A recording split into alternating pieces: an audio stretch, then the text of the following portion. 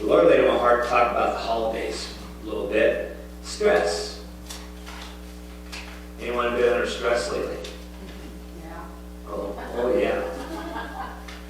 Well, it seems like a lot of people get more stressful at the holidays and made Christmas something they shouldn't have. Usually that's the case when you're under stress at the holidays, but stress can hit you at about any time. Life has a tendency to sucker punch you when you least expect it. And stress can be a tough taskmaster. If you allow it, you start serving it, you will serve it well if you're not careful. And this pressure, whatever's burning you, will lead you to what they call a burnout if you're not careful. How many have ever been burnt out? Yeah. I think we've all been there.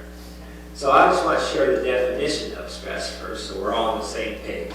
This is from Webster Dictionary. It's a state of mental or emotional strain or tension resulting from adverse or demanding circumstances. So that's pretty much it. You ever had demanding circumstances take over you? And I kind of had one this summer. It was that building that shop. It seemed like it consumed and consumed. But the Lord gave me the favor and we got her done. But either demanding, something demands your attention all the time, or an adverse situation happens and sucker punches you in life. So we need to understand where stress starts at. It starts in your mind, doesn't it? That's the start of stress. When you start dwelling on something, positive or negative, that's the start of stress. The way you think and the way you interpret results determines what your quality of life is going to be. You can look at the positive with your glass is half full, or you can look at the negative where it's half empty. But it's all on you. Determine how you look at it. The Lord would rather have you look at it positive, wouldn't He? Yes. But people have a tendency, even when God blesses them with something, they'll turn it into a negative. They say they get extra money, and they'll go, oh my, something else bad's going to happen. So then they stress out because they have the extra money. But people can always take even the most positive situations and turn it into a negative.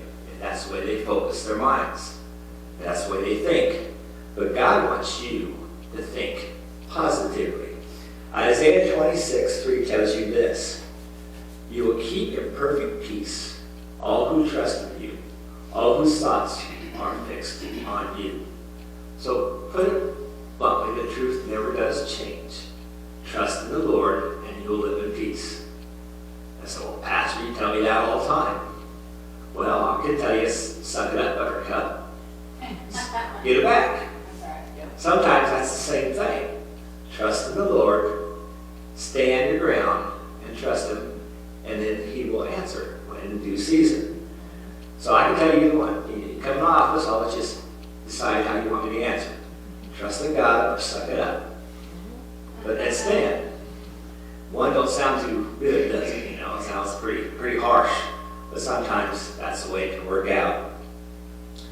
So our thoughts can cause how we think. All right? And it also produces what? An emotion, doesn't it? How many are used to these emotions coming out when you start thinking on something? If you start thinking bitter thoughts, what are your feelings going to turn to? Bitter. You'll be bitter. And your feelings and how you feel. Well, if you have joyful thoughts, that's the antidote. You'll have what? Joyful feelings. So it's kind of simple. It's not that hard. But if you're not careful, emotions can trap you in the way of thinking. Ever notice that? If you start thinking bad thoughts, then it just feeds you and keeps you in that eternal loop. So you got to watch out. You can get snared by your emotions as well. Anger and fear can take control of things. We saw that here lately. Fear, COVID. People are still afraid of COVID. Now, I'm not saying you don't say, well, it don't exist and all this stuff. You take precautions. But you can't live in fear of all your life. Now, this may not encourage you, but there's 1,000 other things that can kill you out there, too. A nurse told me there's cancer, there's there's other influences, there's just all sorts of things. You get hit by a car. You can fear death. You can fear diseases all your life. You can stay at home. Some people, they live in fear. They listen to that TV. You got a sister sometimes get wrapped up, and the news will just basically keep her fear at home, afraid to do anything. And see, God doesn't want that done. So, just got to watch out. Those emotions take you where you don't want to go. Basically, what you got to do is what 2 Corinthians 10:4-5 tells you.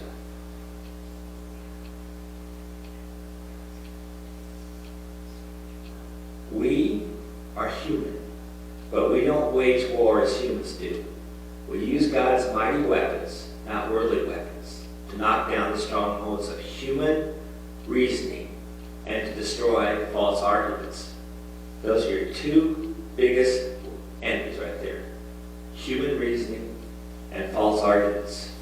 We destroy every proud obstacle that keeps people from knowing God. We capture the rebellious thoughts and teach them to obey Christ. We've got to learn to take captive our thoughts. Yes. Ever tried to take captive your mind for a little bit? This thing's going to drive me crazy. I got to turn it down real quick or something. I turned it up so you guys could hear me back here, but it seems like the lights ring, ding, ding, ding, ding all the time. Just turn it down a little. Yeah, I'm going to turn it down. There we go. Hopefully that does better. That ring just drives me crazy and gets me disrupted.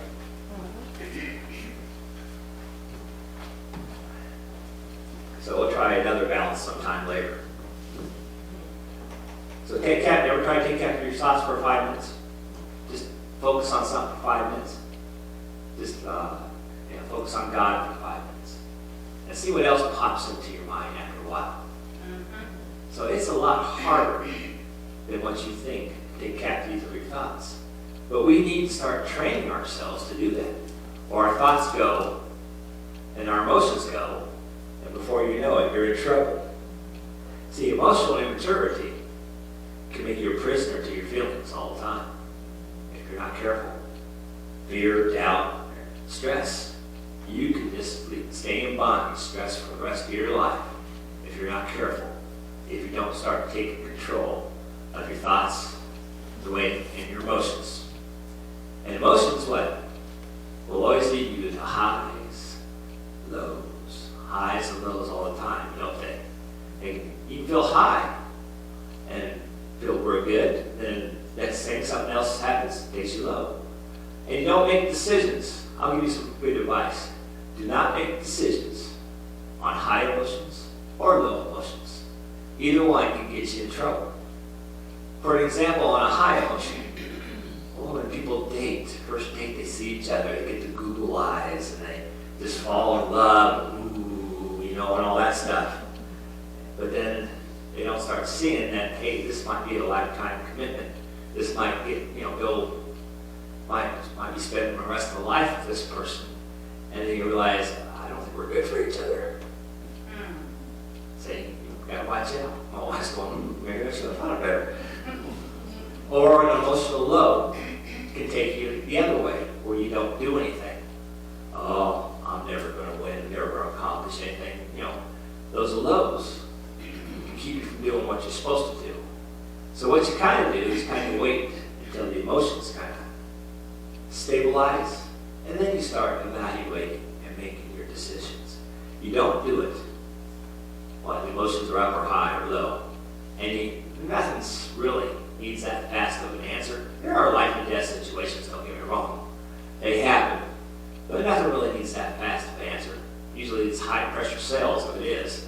Oh, buy it now or you lose it. Some people are good at high pressure sales. But you usually can wait until, pray about it. Let God decide. Let God talk to your heart first, especially on some major decisions. Don't get on a high. Don't get on a low. Just wait until those emotions go. And if your emotions remain unchecked for very long, it can do some adverse things to your mind. It gives you a burnout sensation, doesn't it? You get anxious and depressed. You get overwhelmed, helpless, confused, disoriented. Those are just some of the things that happens to your mind when these emotions start taking over. You can just get anxious and all this stuff. But it doesn't stop there, does it? With just the mind and emotions. It can affect you physically, can it, as well? All right. They got a lot of data on this. If you are just dwelling on your mountains, they're giants in the land or whatever, these molehills, there are a couple mountains in your life, and you don't know how to get through them or get by them, they'll also take your body down. Do you know stress releases what they call hormones in your body?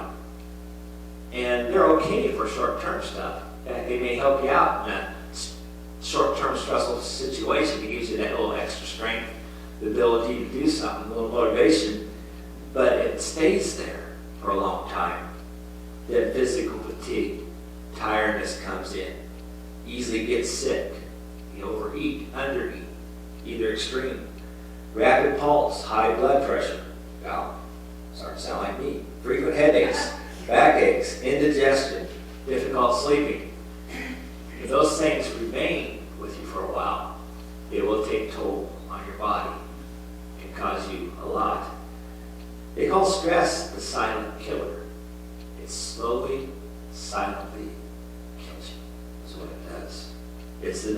They call it the #1 health problem in the United States, especially the United States, because it can lead to chest pains, irregular heartbeats, all sorts of stuff. They're finding out what stress does. So we need to take a little bit of time, I think, to understand what stress does to us.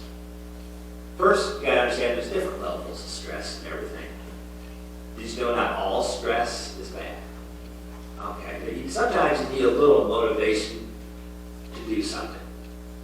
Here's one, Proverbs 16:26. It is good for workers to have an appetite, and an empty stomach drives them on. So that might be a little stressful situation. It kind of motivates people to work a little bit. We don't have that in this country nowadays. Everyone's got an entitlement mentality. It seems like that everyone owes them a living. I got some sad news for you. They don't.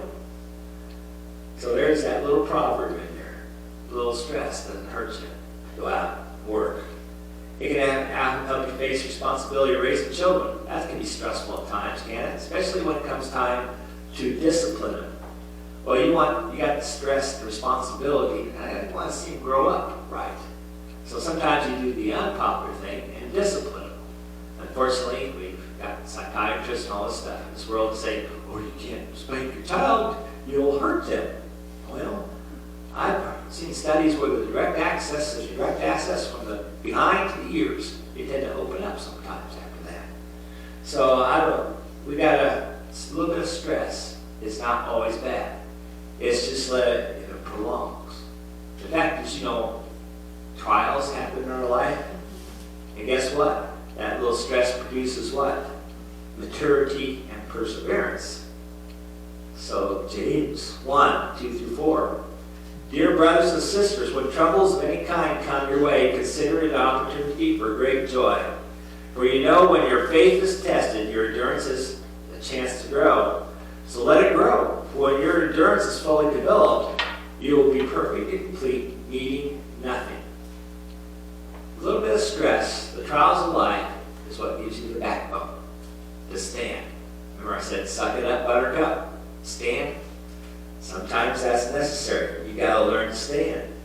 But nowadays, people want the way out. We don't need to, we don't want to stand our ground. We don't want to take any chance that I want to be able to escape, do whatever I want to do. I want freedom. Well, freedom has responsibility. And freedom isn't the lack of taking your stand. Freedom is when you do take a stand. So in our country, unfortunately, people are wanting to escape. I was touching on the subject, how about sex? They made sex, God designed sex for the safety of marriage, to be one made of love, didn't he? That's how he designed it. But man's made it, it's fun. Just have fun, have your friend. You can do it wherever you want, with anyone you want, as many times you want. Just don't get pregnant, don't get a disease, and don't get pregnant, and don't get, hurt very much. Well, they got pills and they got an abortion now if you get pregnant.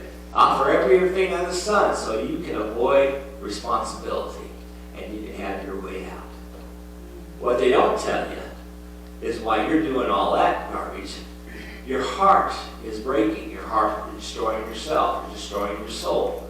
When you go in and out of relationships, guess what? Your heart tears, your heart hardens every time you go in and out of a relationship. And pretty soon, you can't bond with anybody. See, the very definition of sex is basically cleaving, bonding. You bond with that person, and you develop emotions, you develop physical and emotional bonds with each other. And each time you do it, it gets harder and harder, and then people get to the point where a relationship doesn't mean anything to them. Just a little sexual gratification. That's where a lot of people are heading nowadays. During that, they took it out of what God intended to be based on love. What are people really hunting for? Love. They want to be loved by someone that has their back and all this stuff. And there are people just destroying it and throwing it away just to have fun and avoid responsibility and all this. But they choose and they lose the most important thing anyone can have. That's someone to love. They lose it. They harden their hearts. We got to learn to go through these trials and take our stand. See, that's what basically puts eternal fruit into you. So don't count it. Oh man, another trial. I don't like it either. But it does produce an eternal fruit if you trust God to take the stand. 2 Corinthians 4:17 through 18.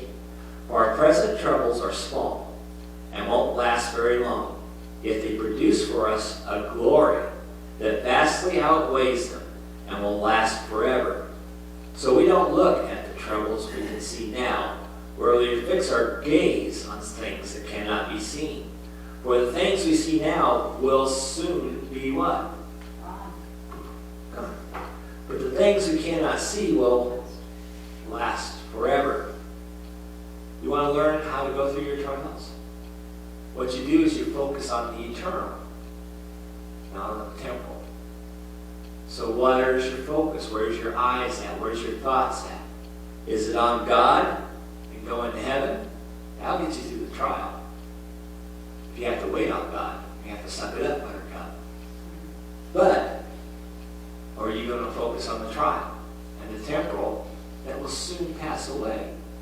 A lot of stuff we stress over is going to end up in a garage sale someday or be burned down, destroyed, or whatever. What is more important is what is eternal. And that's what will help you get less stress.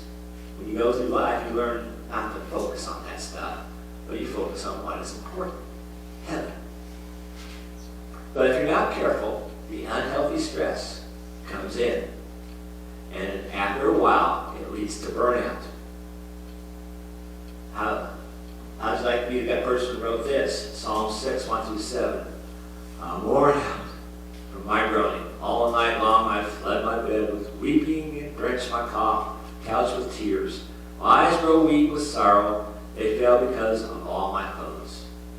That's a pretty sad story. Yes, it is. Where's their eyes at? Where's their focus at? It's on the trouble. Do you want to know what the root cause of stress is? It's basically what you believe. Period. What do you believe? That's the cause of your stress. It's your spiritual response. That's the answer to it. Here's your wrong belief. It's called a crisis of faith. Your life is out of control. You feel helpless to cope with stress. God doesn't care. Where are you, God? I don't see you. What are you going to do? What are you going to help me? I've said that a few times. Where are you, Lord? You do that. God's just powerless. You can't do it today. And if you're not careful, you get what's called a spiritual burnout is, where you don't trust God. You're apathetic to scripture or prayer. So someone comes up, hey, let me pray for you. Yeah, whatever. You see that burnout coming. It's called spiritual burnout. Then you get desperate. You do it yourself. you want to do it yourself. That's the only chance you got is what yourself. Because you don't have a God to go to, so it's yourself. So you got a big stress on yourself. And you lose confidence in God. You don't trust Him. But then what really happens is you lose perspective on what is important. Because when you start dealing with all your problems, whether it's financial, whatever, then a lot of other stuff gets thrown on the wayside. And you lose what is important. Family, life, whatever's important, people you love, you put aside when you start going fighting your battles yourself. And that ends in basically a burnout. Here's your right belief in 2 Corinthians 12, 8 through 10. 3 different times I begged the Lord to take it away. And each time He said, "My grace is all you need. My power works best in weakness." Kind of like me going to the pastor going, "Well, I'm going through this."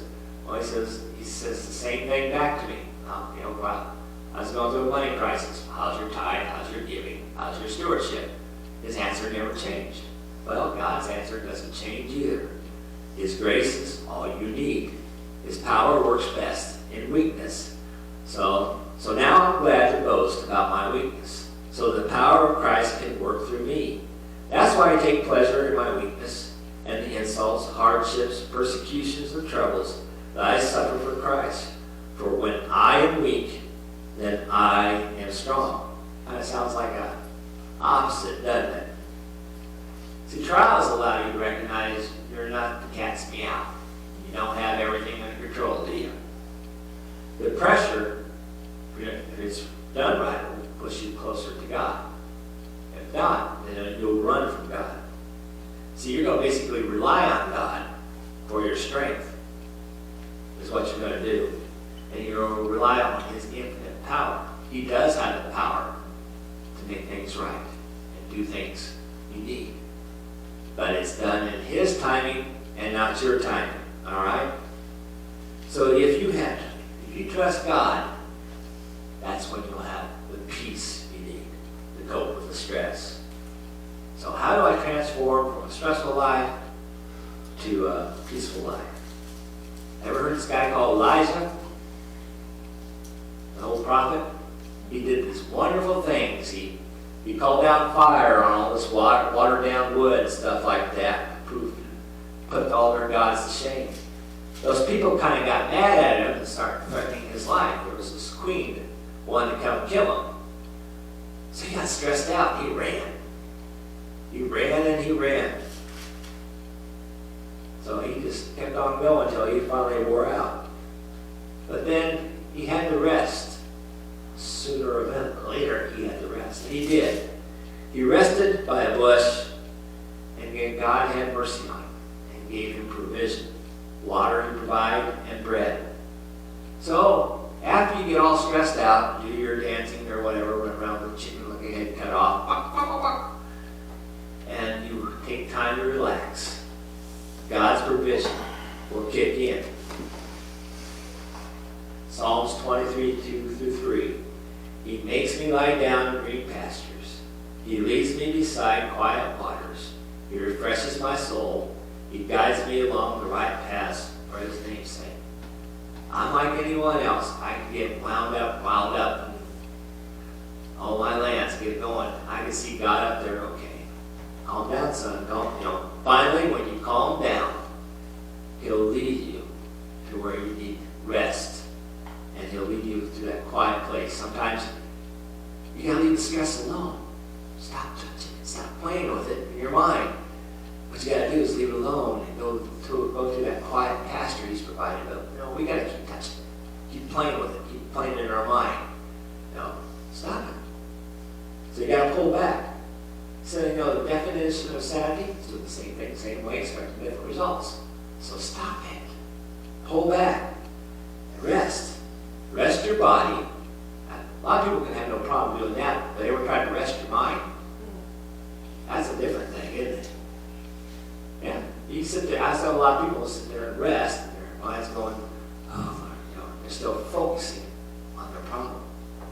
And you got to rest your spirit man as well. Let the spirit man rest as well.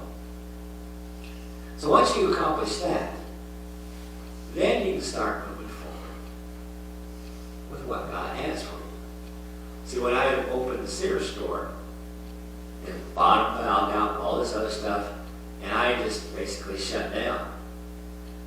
And finally, God got a hold of me after a concerned wife called the pastor and got me to go to those resting places. Got my mind calmed down. This too will pass. Refocus. Then I was able to start my walk, my journey. But I didn't go to God. I was mad at God for a while after that. I was kind of upset with him. We prayed about the store. We did everything we were supposed to do, but it fell. That's because I had a little idol in my life called self-sufficient provision. God wanted to see that fall in my life because he wanted me to rely on him. And I wasn't ready for that yet. But he brought me around, and so I started taking those steps. See, Elijah, he started traveling to Horeb. You'll see that in the scriptures. And each day he took that journey, he became more dependent on God's provision. So it was one day at a time. It wasn't like instantly he had faith and believed in God. Oh, everything was fine and strong. It was one day. But he was walking and he was relying on God's dependency. Philippians 4:12. I know what it is to be in need. I know what it is to have plenty. I have learned the secret of being content in every situation, whether well-fed or hungry, whether living plenty or want. I can do all things through him who gives me strength. So Paul got to a place, according to this scripture, didn't matter what he did down here. He got to the place where he had that much faith in God. He could live with all the wealth. It never impacted him. He could live starving. But God provided for him in want. He still had faith in God. So it didn't matter what this world did to him. He got to that point. Can you imagine that kind of maturity? What can be accomplished when you're not worried about things of this world? When you're not worried about all the stress and all this? When they tried to kill him, I don't know how many times. But he got to the point, okay, you kill me, you send me to heaven. Huh, you will lose. You know? It's not that he loses, you lose. I just go to heaven. So as he was walking along, he became more dependent, and God finally spoke to him. It was a simple question. I can relate to this one. It says, his question was, Elijah, what are you doing? Ever heard that question from God? I've heard it a few times after I've been doing stupid stuff. What are you doing? You're running around, just moping around, trying to just do your thing, survive. That's hard to do, especially when you're going through a trial, isn't it? When you're going through a trial, it's hard. And you're just moping around, and God's going, what are you doing? What are you doing to yourselves? So when things kind of get calmed down, Psalm 27:14 comes to mind. You gotta wait for the Lord, be strong, take heart, and wait for the Lord. You kind of get a picture there. You gotta wait for the Lord, and he does respond. But you gotta calm down, don't you? Yeah. He's not gonna talk to you when your mind's in a hissy fit. Calm down. And when you finally do what Elijah did, you can read this in 1 Kings 19 if you want to find out what he did. He basically gave an honest how his feelings were. So don't bother lying to God. If you're mad at God, he knows you're mad at him.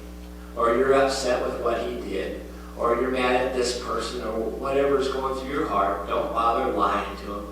He knows. And Elijah was just letting him know, I'm the only one serving you, I feel like. Then he said, well, I have about 7,000 others out there doing the same thing. So he basically communicated with God honestly, but thankfully. And that's what you got to do if you're on that stressful trail. Start communicating with God. Philippians 4:6 tells you this.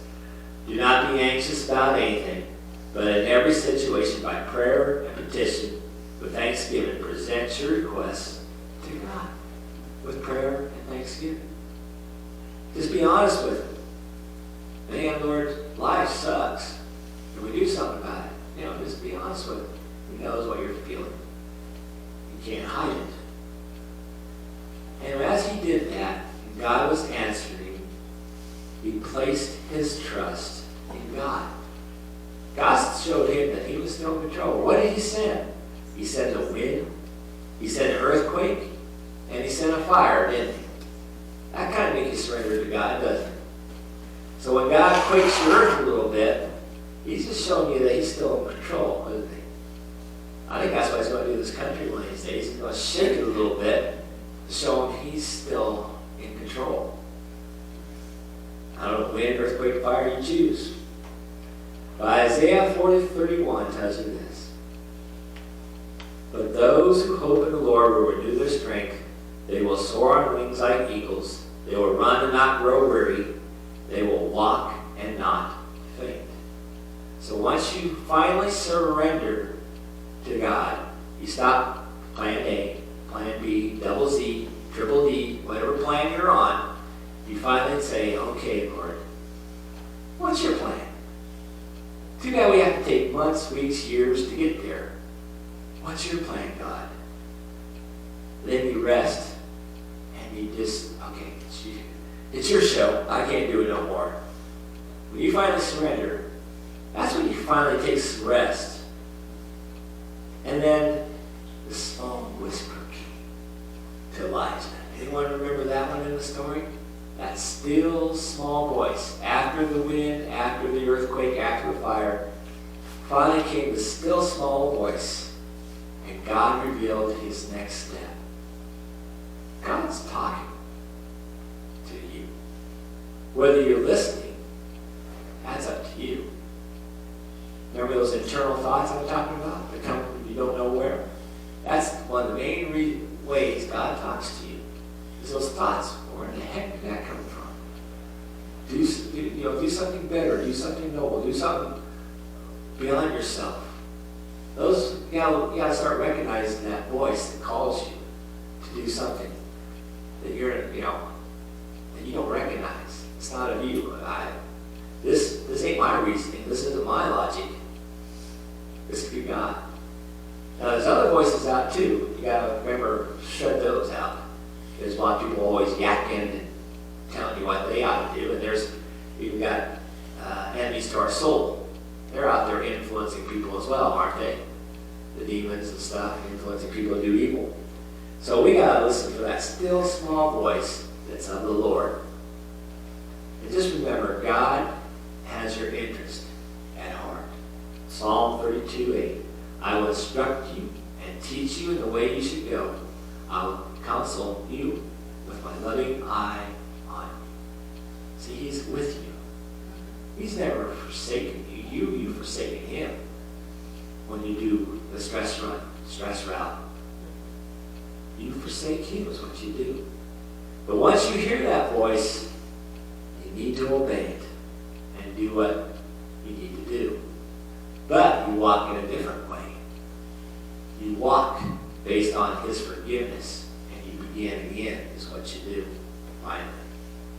When you surrender to him. Isaiah 55:16. Seek the Lord while he may be found. Call on him while he is near. Let the wicked forsake their ways, and the unrighteous their thoughts. There you go. Their thoughts. Let them turn to the Lord, and he will have mercy on them, and to our God, for he will freely pardon. For my thoughts are not their thoughts, neither are my ways their ways. You want to know what the right way to go? Walk in the forgiveness of the Lord and your salvation. That's where your peace is at. When you know you're walking with God, and you know your heaven, your eternal place is heaven, not the temporal place you see before you. So when you trust God, you're on the right track. Just talk to him. He'll reveal to you what you got to do. Just listen. So here's the answers to stress right here.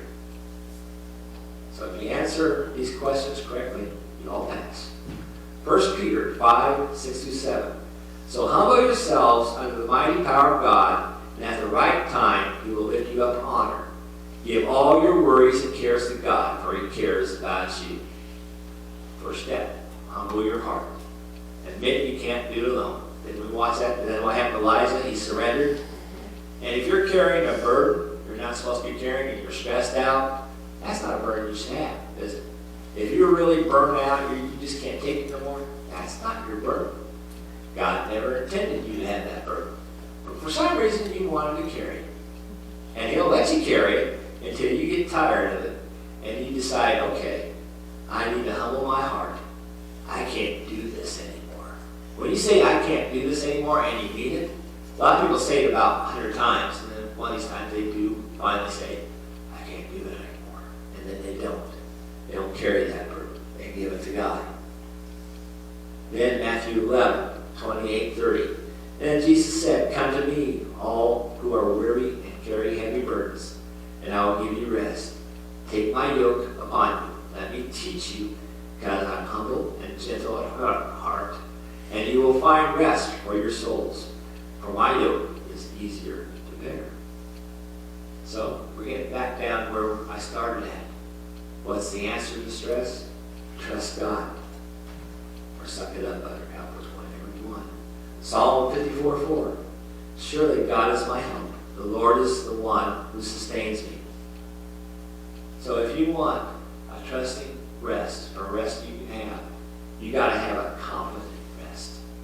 So you know that God's got your back. God's got your burden. When you finally come to that realization, God has it, then you can finally take your rest.